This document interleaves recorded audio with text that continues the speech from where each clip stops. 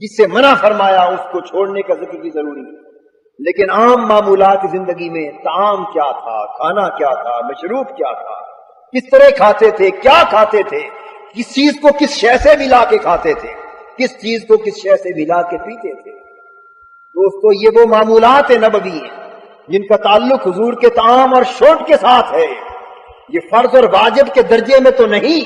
لیکن جو شخص سنت نبوی کی لذت اور حلاوت حاصل کرنا چاہتا ہے وہ اسے چھوڑ کر بھی اس لذت کو حاصل نہیں کر سکتا، اس کے لیے یہی امور ناگزیر ہے۔ اس لیے کہ جو لوگ سنت کے رنگ میں رنگتے اور حضور کی سیرت طیبہ کے رنگ میں اپنے آپ کو رنگنا چاہتے ہیں، ان کے لیے کوئی چارہ کار نہیں کہ وہ صبح سے شام تک حضور کے معمولات کو جاننے کی کوشش کریں، حضور کے کھانے پینے کی تفصیلات کو جاننے کی کوشش کریں، اور اگر وہ کچھ میسر آ سکے تو اسی خیال سے اسے کھائیں اور اسے پئیں کہ یہ میرے محبوب کا کھانا ہے، یہ حضور کا پینا ہے۔ رب ذوالجلال کی عزت کی قسم، کھانے کی وہی چیز ہوگی جو شاید آپ ادنا اس سے الگ بھی کھاتے اور پیتے ہوں گے، لیکن اس شے کو اگر آپ نے حضور کا کھانا سمجھ کر محبت سے تک لیا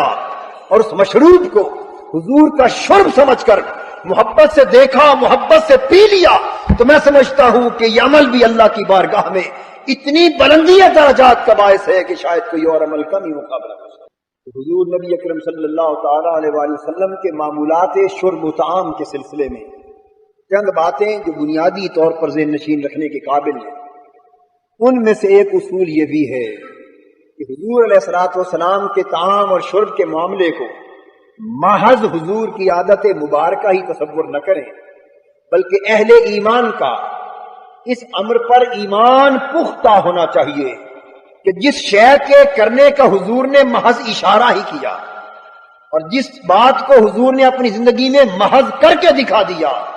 اس کی ظاہری حکمت سمجھ میں آئے یا نہ آئے، اجر اور ثواب سے قطع نظر دنیاوی اعتبار سے بھی افادیت اسی کی ہوگی، وہ چیز دنیاوی افادیت اور منفعت سے بھی معمور ہوگی۔ اس لحاظ سے حضور علیہ الصلوۃ والسلام کا کھانا ہمارے ایمان کا جز ہونا چاہیے کہ وہ صحت اور طب کے نقطۂ نظر سے بھی سب سے بہتر کھانا ہے۔ وہ شخص جو اپنی جسمانی امراض سے نجات حاصل کرنا چاہتا ہے، جسمانی صحت اور طبی نقطۂ نظر سے ایک متوازن خوراک، متوازن لباس کا ایک نظام حاصل کرنا چاہتا ہے، تو اس کو حضور کے ان معمولات کو جان کر ایک واضح رہنمائی میسر آ جائے، ایک ہدایت میسر آ جائے۔ حضور علیہ الصلوۃ والسلام کے ان معمولات میں سے سب سے پہلا معمول یہ تھا کہ حضور علیہ الصلوۃ والسلام نے پوری زندگی میں کبھی ایک مرتبہ بھی سیر ہو کر کھانا نہ کھایا،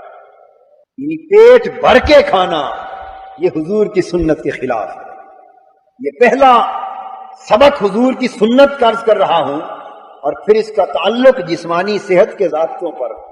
اگر اطباء سے پوچھئے، حکماء سے پوچھئے، ڈاکٹر سے پوچھئے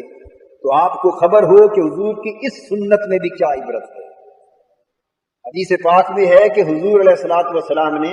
آپ نے حضرت عائشہ صدیقہ رضی اللہ تعالی عنہ سے مروی روایات بھی سنی، دیگر صحابہ سے مروی روایات اور حدیث بھی سنی کہ حضور نے عمر بھر کبھی ایک مرتبہ بھی سیر ہو کر کھانا نہ کھایا، اس لیے کہ پیٹ بھر کے کھانا کھانا یہ جسمانی امراض کا بھی باعث ہے اور روحانی امراض کا بھی باعث ہے۔ حدیث پاک میں ہے حضور علیہ الصلوۃ والسلام نے کھانے کے باب میں فرمایا کہ انسان تیرے معدے کے 3 حصے ہونے چاہیے، ایک حصہ کھانے کے لیے ہو، ایک حصہ پینے کے لیے ہو، اور ایک حصہ خالی رہے جس میں ذکر الہی سما سکے۔ تو گویا کھانا اتنا کھایا جائے کہ جو معدے کی تہائی کو پر کرے، اور مشروب اور پانی اتنا پیا جائے کہ جو دوسری تہائی کو پر کرے۔ گویا 2 تہائیاں کھانے اور پینے کے لیے اور 1 تہائی اس لیے خالی رکھی جائے کہ ذکر الہی ہو سکے۔ اس حدیث نے بالواسطہ یہ نقطہ سمجھا دیا کہ پیٹ بھر کے کھانے والے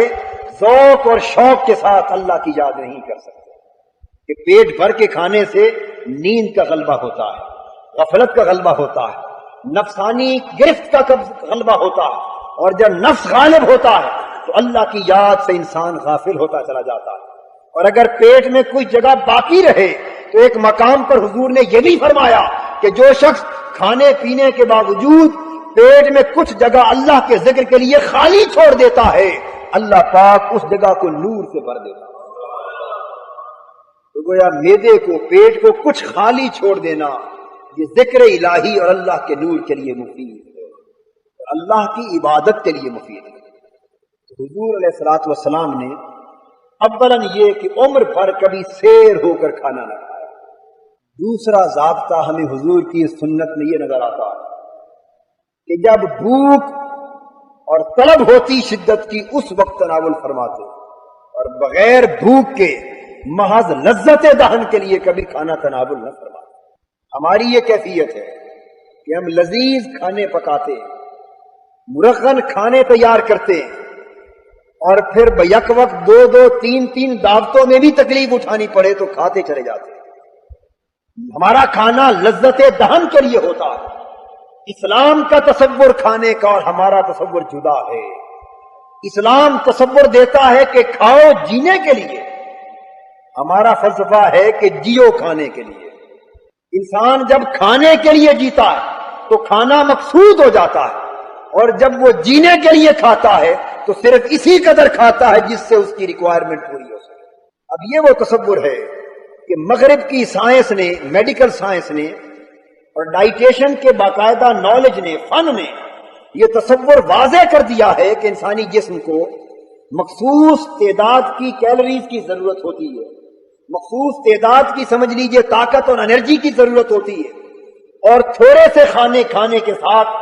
جو ڈائٹ کے لحاظ سے، خوراک اور غذائیت کے لحاظ سے بہتر ہو،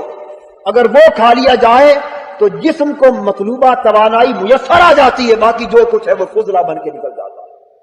تو گویا لذت دہن کے لیے کثرت کے ساتھ کھانا سوائے پیٹ اور معدے کو فضلات سے بھرنے اور فضلات کے نقصانات سے اپنے آپ کو معمول کرنے کے اور کوئی معنی نہیں ہے۔ دوسرا قاعدہ حضور علیہ الصلوۃ والسلام کی سنت طیبہ سے یہ آتا ہے کہ جب بھوک ہوتی اور طلب ہوتی شدت کی تب تناول فرماتے، بغیر بھوک اور بغیر طلب کے حضور نے کبھی نوش نہ فرمایا۔ یہ وجہ ہے کہ کبھی کبھار تیسرا نقطہ حضور علیہ الصلوۃ والسلام فاقے بھی کرتے۔ اب میں یہ سمجھتا ہوں کہ حضور علیہ الصلوۃ والسلام کی سنت طیبہ کے ہر پہلو کو کئی زاویہ ہائے نگاہ سے دیکھا جا سکتا ہے۔ اس کی روحانی حکمتیں بھی ہیں، اس کی عملی حکمتیں بھی ہیں، اور اس کی جسمانی اور اخروی حکمتیں بھی ہیں۔ یہ فاقہ نبی اکرم صلی اللہ علیہ وآلہ وسلم کا کئی بار کرنا یہ در حقیقت نہ تو اس لیے تھا کہ حضور علیہ الصلوۃ والسلام مجبور تھے کہ کھانے کو نہ ملتا تھا، یہ تصور کرنا کہ حضور کے فاقے اضطراری تھے، بامر مجبوری تھے، محض اس لیے تھے کہ چاہنے کے باوجود بھی کھانا میسر نہ آتا تھا، تو حضور کے فاقوں کو اس طرح اضطراری اور مجبوری کا فاقہ قرار دینا، سن لیجئے کہ یہ سراسر کفر ہے۔ نبی اکرم صلی اللہ علیہ وآلہ وسلم کے فاقے کسی مجبوری اور کسی حالت اضطرار کا نتیجہ نہ تھے۔